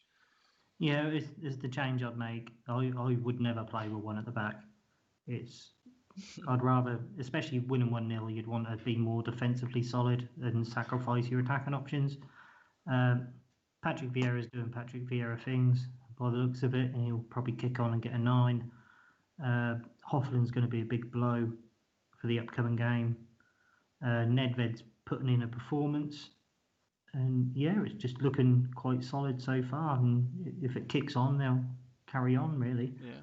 Are you I mean, I guess I can see why he wants to put Mendieta in there, but does he not have like better options in terms of that? So Rosicky as well? Or is that my imagination? Yeah, but if you look at Mendieta's stats, I'd say he's more of an attacking player than what he is defensive. He's got 18 flair, 16 crossing. He's Well, good he's off the got ball. He's good long shots. remarkable stats everywhere, hasn't he? Really. So Yeah, so I wouldn't really say he's no, just you're a defensive player. So point taken. Point taken. Stephen, over to you. As you mentioned, it can almost only get better in the second half. I mean, apart from Tomasi, who we know is a brilliant performer, everyone else can kind of up their game in the second half, can't they? Yeah, can I have Youngberg for Guigo, please? Yeah, you definitely can. Trying to get a bit more attacking power in there. And anyone you want to single out for harassment or anything like that for your halftime team talk, or is it just a case of everyone stepping up? Yeah, definitely. I think I've spoke about it once or twice tonight that there's like plenty of improvement in one or two other sides that have probably been in a better position than I have and not losing. But yeah, I'm okay with it at the minute. I can't obviously Tomasi just for me. I think it's just been. I think that for a massive deal for me being able to bring Tomasi in, missing David's massive for a start. But end of the day, you can't expect to have your best players available every single game for the season, can you? No, that is true. That is true. But let's see. I mean, you're definitely in it in the first half, and and they lead by the one goal. Let's see if they can go the same way of Northern Burn and deliver a bit of a champing here, or if you can find a way back into this in the second half. Lundberg coming on and trying his best to disrupt things. You've definitely had chances early on already. Crespo in there. Someone else picked up a yellow. Lundberg coming forward and trying. Oh, but Haggis Hunters are having a chance or two themselves as well. But it's back down the other end, and it's Roberto Carlos with the equaliser for Dudley Hill. And Dudley Hill still piling on the pressure. And there's Alex, and that's 2-1 for the visitors. And you continue to press forward by the looks of it, but Haggis Hunters are coming back into it. Henrik Larsson missed a big chance there. Helguera needs to be careful. There's a lot of yellow cards being handed out to the Haggis boys. 2 former Midlothian players coming back to haunt him. Oh, they are definitely pressing on. They are pressing on Haggis with everything they can, but Dudley hang on in the end, and a famous 2-1 away win for the visitors there. Very exciting second half there for Dudley Hill. Maybe a little bit too exciting, Steve. What do you make of the finish there, or the end of the game? Exciting. I drive an automatic car. My lad really driving me to bloody hospital after that. That's it. I think I can't. I'm struggling for words a little bit, but I was coming in a little bit of form. That's the thing now. I feel we should have won last week. It would have been 3 on trot, but 7 wins, 7 points out of 9. I think we've been better side again. We should have had 3 points against them first game of the season as well. You know. Oh, that's true. Yeah, the first that was the when you were struggling in that was that when you were struggling with the home games at the beginning. Yeah, I mean it were horrendous one at that home form, but the setup at the minute, I'm absolutely up at moon with that. Though, in honesty, Roberto Roberto Carlos getting man of the match. Stefan Dalmat with another assist. That's looking good for him as well. Alex contributing. I know that Ryan obviously always sings his praises. I was never a big Alex fan, but Ryan rates him, and obviously 2 times Super League winner. Can't really argue with that. Runye, is that his debut? No, No, it's it's not. not. He's just been terrible when you played him. See, we're playing tonight because I had taken down Babos and Langfield. yeah, Is it Langfield, the other Langfield. one? Yeah, Yeah. so I brought Mazzacini up, who is out for a couple of days. So, but his stats, to be fair, Runya, Ryan obviously sent me him, and that's best I've ever seen him I as well. mean, But agility, handling, reflexes, that's the triangle I normally go for keepers. 16, 16, 17. I mean, that's solid, and I don't think he's 19, 14. Okay, yeah. So not bad players to have there, really. no, I'm chuffed with that. Obviously, Mhm. Ronaldo and Crespo had best of games as well. So I pull a result out when them two haven't played great. I think it probably says a bit more about the players, other players around them as well. Dalmat with an 8, so Mhm. 10 last 2 games. I'm absolutely over the moon with that, and it gives me a slight fighting chance. Yeah, slight chance of getting back into. I think I mentioned it a couple of weeks ago that you really needed, like, say, in the teams in that area really needed, like, I would say at least 2 wins out of 3 from the next games, and you've had a draw and a win. So and yeah, so that's decent enough. In terms of the Haggis Hunters, I guess the red card grieves you really did it for them, didn't it? It kind of took away the very very limited attacking options that they did have, and sort of spoiled it for them. What do you reckon of that Haggis performance? Yeah, it's not been the worst display. You've got to be a bit worried about Stam getting a 6. Hilguera done okay when he came on, but Mm. the Hoffland getting sent off at the start is a big blow, really.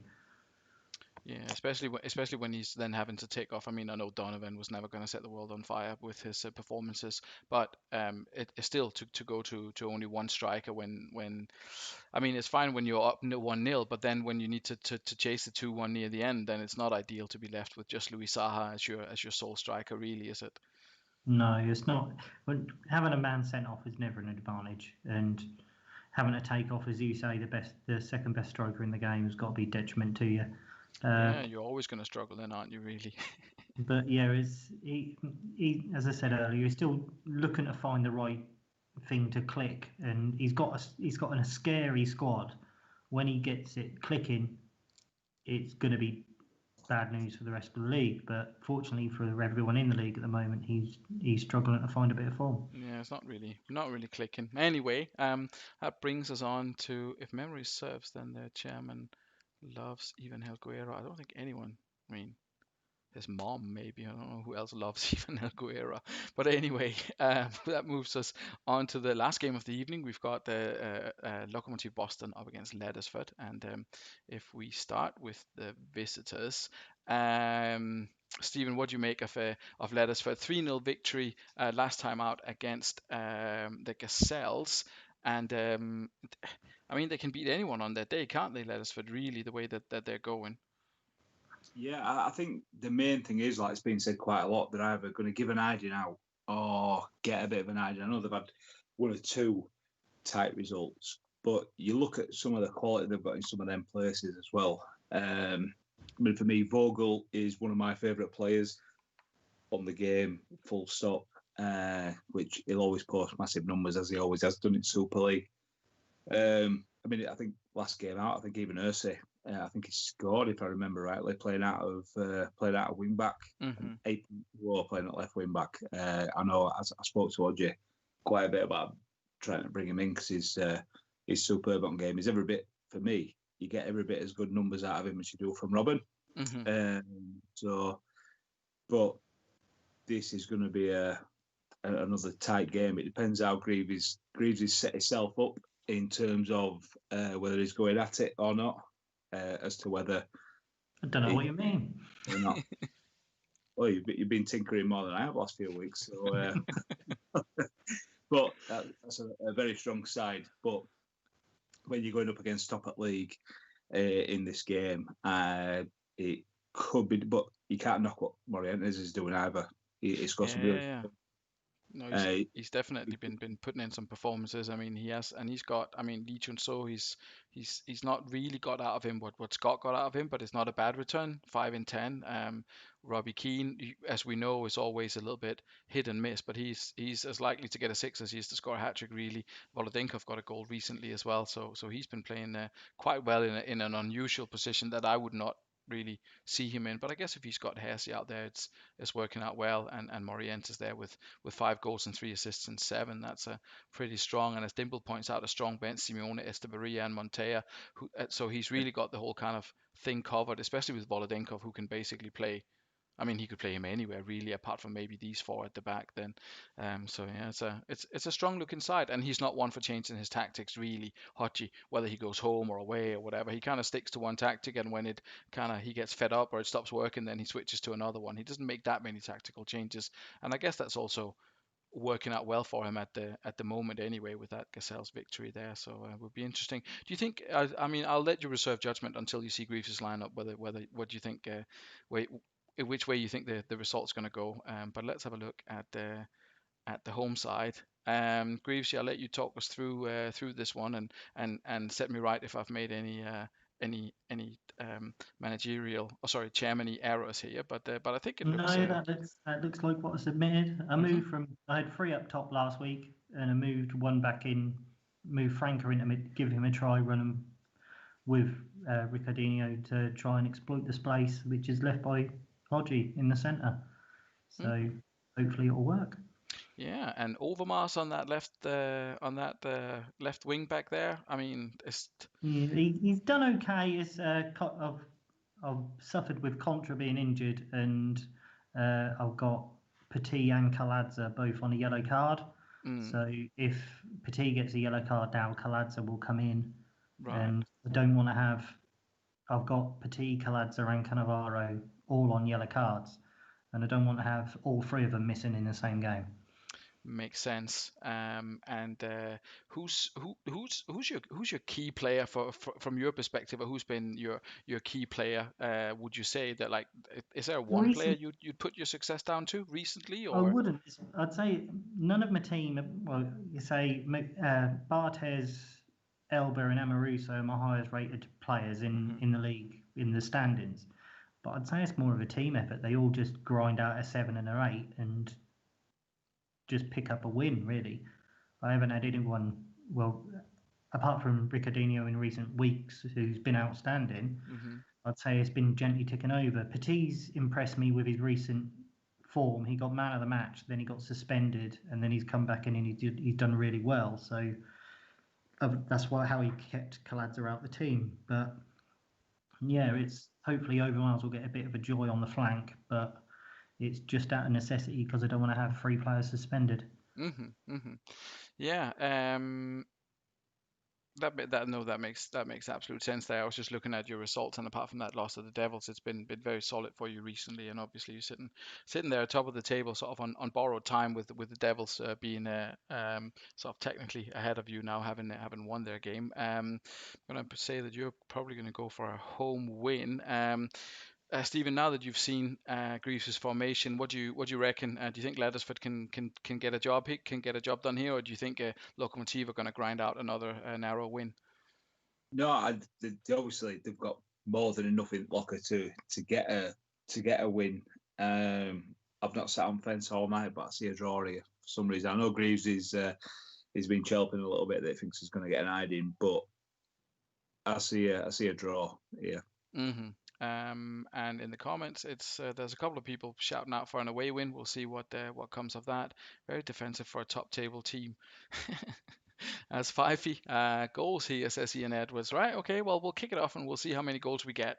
That's obviously players with goals in them out on the pitch. So let's see. It's yellow card for Sorocinski very early on, just 2 minutes played. Ricardinho just continue his run of excellent form for Lokomotiv Boston. Don't know how many he's on for the season now, but it's got to be near a handful. Bartes with a couple of good saves there. It looks as if Lettersford is actually putting in a. Oh, they are putting in a strong effort. Morientes has a goal ruled out for offside there. Definitely been the more attacking side in the second part of the first half, Lettersford, and Bartes has had to pull out some good saves here. Oof, yeah. It stays 1-0 up until half time. Lettersford, slightly more in terms of creating chances. They've won a bunch of their tackles as well. Pass completion in the 70s that you'd expect from decent sides. It's actually been a very, very strong Lettersford performance. So if you're looking at just purely on the numbers here, let's look at the action zones. Yeah, in terms of where the football's been played, about who's had possession, it's really been pretty much all Lettersford. Direct free kick from Ricardinho there. Let's have a look at Lettersford first, Stephen. What if they? I mean, you can't really say they've put a foot wrong, can you? But there's still sixes in there. A little bit. Yeah, it's difficult. What do you make of it? Yeah, I mean, they've obviously had better of it. I mean, there were spells, I think, more at the start of the game, as it proved, where Greaves has had a lot more at commentary intake. But to be fair, I think it's a typical Greaves performance in like grinding out a result. They've got goals in them here, Lettersford, without a shadow of a doubt. It just depends on what happens at other end. I'm still going to go on fence and say a draw because they're playing. Looking at that, how well they've played so far and how many chances they've created without being spectacular. If they start stepping it up a little bit, they've definitely got a goal or two in them. So yeah, Morientes already had one ruled out for offside, didn't he? So they could. They've proven that they can score. Lee Chun-so only on a 6, a little bit of concern there maybe in terms of his passing has not really been up to scratch. Alf says Giuliano is a risk getting sent off a lot in home saves. Where do you stand on the topic of Alf's home saves? I know that that Mac has a big fan, obviously. I think, to be fair, when he's posting pictures into group and what have you, he's hammering Roma 7-1 and this, that, and other. It's never any results I get against Roma. Not that I've ever played my Super League side against them, but to get a 7-1 win against Roma, whether it's your Super League side or not, it's unreal. So it does something right at home without a shadow of a doubt.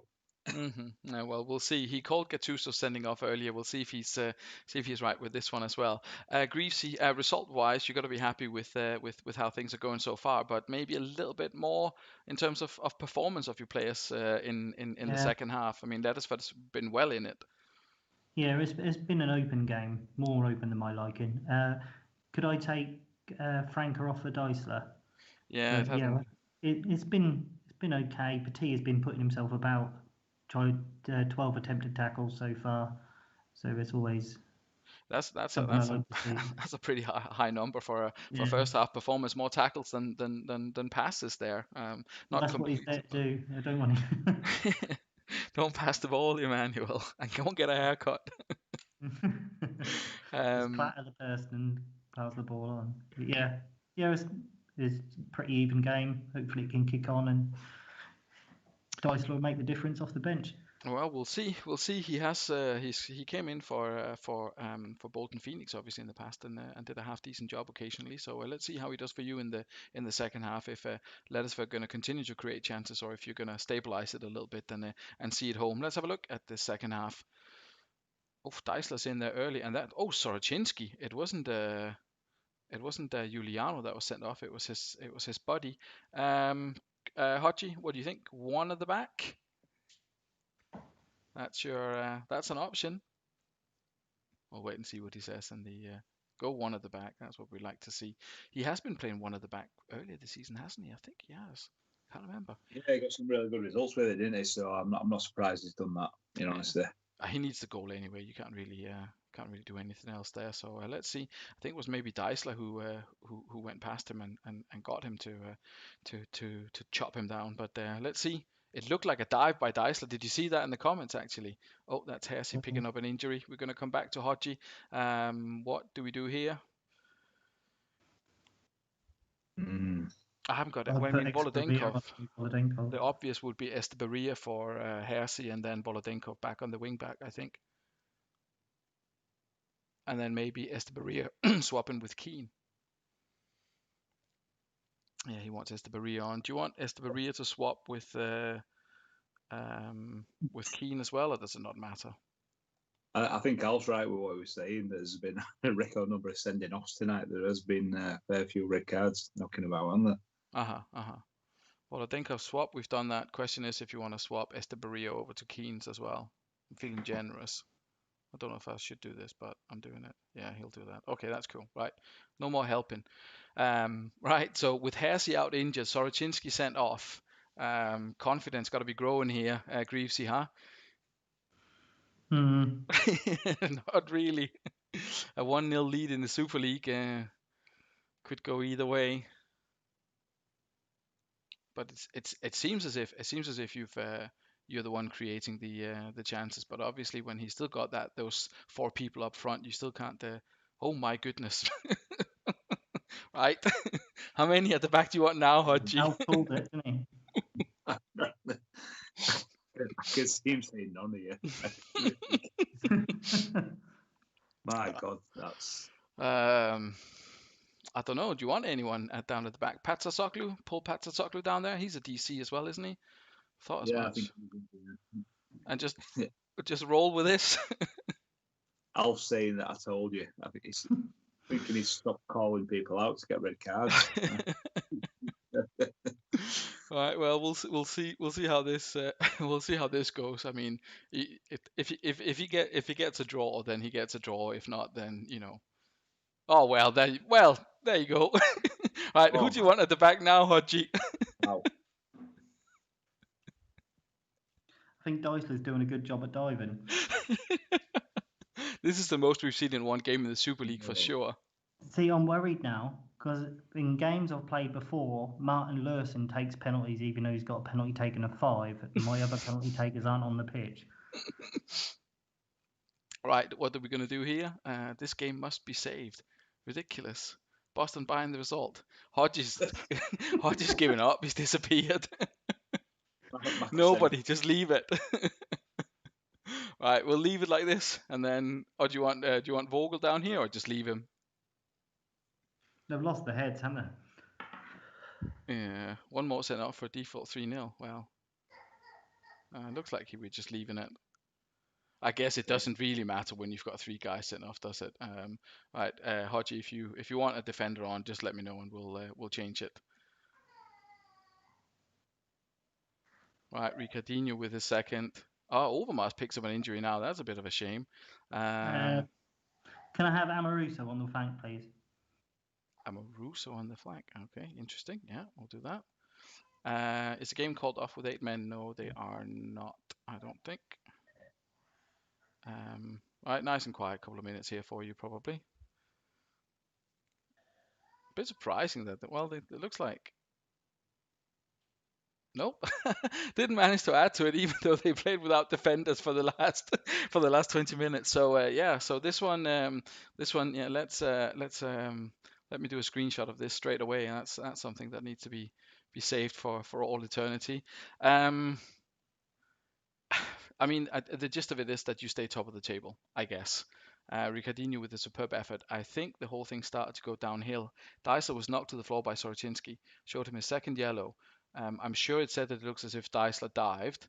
And then stuff happened again up here. Juliano went on hard on Elba, second yellow card for him, and then Patsasoglu backed in and fouled Cannavaro. Penalty was awarded, and then shouted at the referee and got sent off. I mean, I kind of feel for Hodgie a little bit here. There's not much you can do when you have 3. I mean, 1 man sent off, you can still grind out a result. 3 guys sent off, then that's that's rough, isn't it? Really, with Hersey injured as well. Let's see. I mean, hopefully for him, it wasn't anything particularly. No, he's 57. He probably won't be out for that long. But that's 3 players that he's going to be without at least for the next game. 4 probably with Hersey as well. Won't dwell too much on that Leathersford performance because it's a little bit unfair with all those red cards coming in. Ricardinho, man of the match for you, Greavesy. Yeah, he's done it again, hasn't he? It seems to be a 1-man team at the moment. Not that I'm complaining. Yeah, it's just everyone's ticked on. Petit has carried on clattering everyone he can without picking up a yellow card, which is good. Yeah. And yeah, we've just got to carry on from the next game now. Another still 1 point lead over Devils and move on to the next one. Yeah, fair enough. Well, I'll put the anticipation to bed then here. I can reveal that Churchtown beat the Malayata Eagles 4-0 in Group B, and they are currently sitting top of the table of that. So well done to Kieran and his reserves. I'm not sure if he managed to pick up any injuries in that one. I think just maybe Henning Berg tweaked a thigh muscle or something like that. Let's go and have a look at the league table as it looks after the at the results. Maybe a quick rundown of the results. Astor winning away to Dragons. Dragons, who are now bottom of the table. Northern Burn moving away from there. Astor, of course, then keeping themselves in 12th, just ahead of Northern Burn. We've got Fulchester beating Bostock. Fulchester into 4th. Bostock just below the line. Gazelle's down in 9th now after that defeat. Dudley up to 10th after beating Haggis Hunters. Overtakes them in the league. Boston and Swindon both winning, so that means that it remains unchanged at the top. Greavesy, 34 points. You've only lost 2 out of 16. Conceded 14. Another good result for you here, or less. Albeit under sort of slightly I don't know, if not unfair circumstances, but a bit of a free hit in this one, really, wasn't it for you? But you got to be pleased with your debut season as a manager in the Super League. Yeah, I was saying before on how much my team had been writing off at the start. I'd always kept a good core in the squad, and I think they've always been quite hard to break down. And when I play the game on home saves, I never like to concede too many goals. So it's one of those. I do like to run a tight ship, and I've managed to do that. So Yeah. I'd like to have scored more, but it's one of those. Yeah. I mean, with 10 games remaining, and if we're looking at the point averages, I think we're still looking at around 40 being enough for qualification. I mean, on that basis, you need 6 points from your last 10 games. You're in with a decent chance of getting that. I would probably suggest with the form, but we'll see how the rest of the season goes. Do you think you can keep the Devils at bay in the race for first place? Depends if you start to step in and do the appropriate actions towards Impenza, but if not, there's going to be I can see other teams creeping up there as well, and yeah, it's going to be it's a good season this year. It's tighter than what has ever been before with the way the teams have been all structured, so it should be good. Yeah, still only 5 points between third and ninth. Obviously, with third Sloths having a game in hand, but still there's plenty of places up for grabs. Sloths, as mentioned there, but with the game in hand. Churchtown as well with the game in hand. Just Fulchester and Hools are in there as well after a good result for Fulchester tonight. Hools obviously less good for them. We've got Bostock Stanley just below the line there, but they had a good result last time, and obviously difficult game for them. Leddersford below the line now after that defeat. Gazelles, and then yourself, Dudley Hill. Stephen, what do you make of it? On 19 points, another win, then you're definitely in the mix. Yeah, I needed to win tonight. It would have been. I mean, there's a couple of factors there. If I'd have turned the 1 into 3 points last week, I'd have obviously been sat on 21.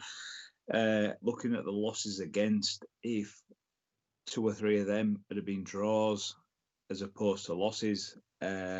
Last game week, was my first draw. I think I'd have had a bit of a.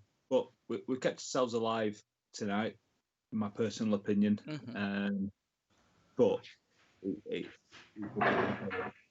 main thing is, can it carry on or not? Obviously, it's all dependent on next couple of fixtures. And if we can get 4-6 points out of next 2 fixtures, I think come the back end of the season, we may be doing what. To be fair, there's been a team over the last couple of seasons that I've been sort of watching that have come sort of last game of the season and made a bit of a play for playoffs and sneaked in from last game. So we're hoping that we might be able to be that side this year. Yeah, well, we'll see. We'll see how it goes. I'll scroll down just for Ian, so he can see what the what the situation looks like when Northern Burn is not in 14th place. That's been a couple of months, but good result for Burn here. Two wins on the trot for them. Bit of a champion tonight, but they'll definitely take it. And Dragons down with the managerial trio down at the bottom, struggling really with Wooder, with Duggan, and with Hopkins in charge there. But we'll see if they can do something for the rest of the season. They are scoring. I mean, it's not. No, it's just difficult. We'll have a quick look at the fixtures for. So we've obviously got Sloss and Churchtown coming up shortly. We'll do that offline, and then the packs will be sent out after that because I still need to, as you can imagine. I can't send the packs out until just before the next game because then you can't see who's injured. So packs won't be out tonight, but they will be out shortly. Fixtures after that coming up, we've got Astra at home to Gazelles. That's a must-win for both sides, really. Gazelles, they need to stay in touch there, and Astra, they need to just continue winning, basically. Bostock Stanley at home to Lokomotiv Boston. That's an interesting one for you there, Greavesy. Bostock, although they lost tonight against Fulchester, they have perhaps turned it around a little bit in terms of performances. What do you reckon of your chances away there? Yeah, it's going to be another hard game. There's no easy games in the Super League at the moment, and I'm going to have to sit down and have a look at my squad when the packs are out and make a decision from there.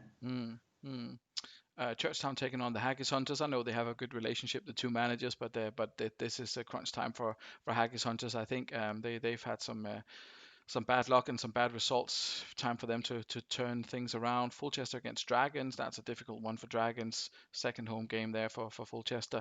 Hull's Vikings looking to bounce back, but they're up against Spartak Sloss. That's a tricky one in the playoff spot area.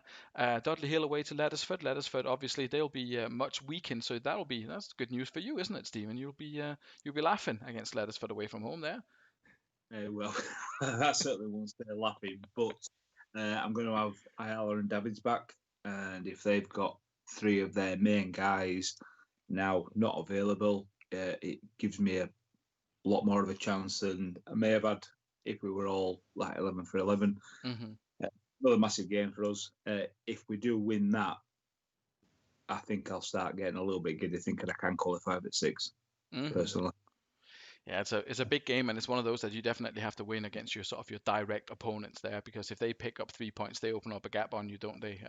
If you lose to not to Churchtown, but let's say you lose to Sloss or someone who's already up there, then it's less worrying if the teams around you also lose that day. But if you lose to direct opponents, that's obviously a bit of a tricky one. And then we've got Inform Northern Burn taking on the Devils. That's going to be exciting as well to see how that ends up. A quick look at the team stats before we close out for tonight. Lokomotiv Boston with a bunch of wins on the trot, obviously top of the table. Sloths, they have that midweek game coming up against Churchtown. We'll play that as soon as we can. Devils, yeah, they're up there as well in terms of form, and Northern Burn up in ninth. If we have a look at what else can we see in terms of this, red cards, Haggis Hunters still on 5 red cards, still top of the table. Lettersford, that was the first 3 red cards of the season they got tonight, so that's very, very interesting. Who else has been violent? It's Dudley Hill usually picking up the yellows. So yeah, that's interesting to see. Goals from direct free kicks, sort of a fairly even. We saw a few to them tonight. Alex had one, I think. There's 1 or 2 others from direct free kicks. From indirect free kicks, Dragon Destroyers. That's one table they're topping. Interesting. And goals from corners, the Swindon Devils. So they've obviously got Barry Ferguson, as he was in the first season with Churchtown, or in season 5 with Churchtown. He was whipping in corner after corner, leading the assist table there. Player stats in general, let's have a look. Kieran Dyer still out in front. He only got an 8 tonight. We have got, in terms of assists, it's Se Roberto, it's Ryan Giggs. Se Roberto for Sloths, 11 assists. That is very, very impressive for that. And if we look at the goals, it's still Emil Pensa now on 17. He's got this sewn up, hasn't he? Anyone who can challenge him? Do you think, Greavesy? Anyone you think can challenge Pensa for top scorer of the season?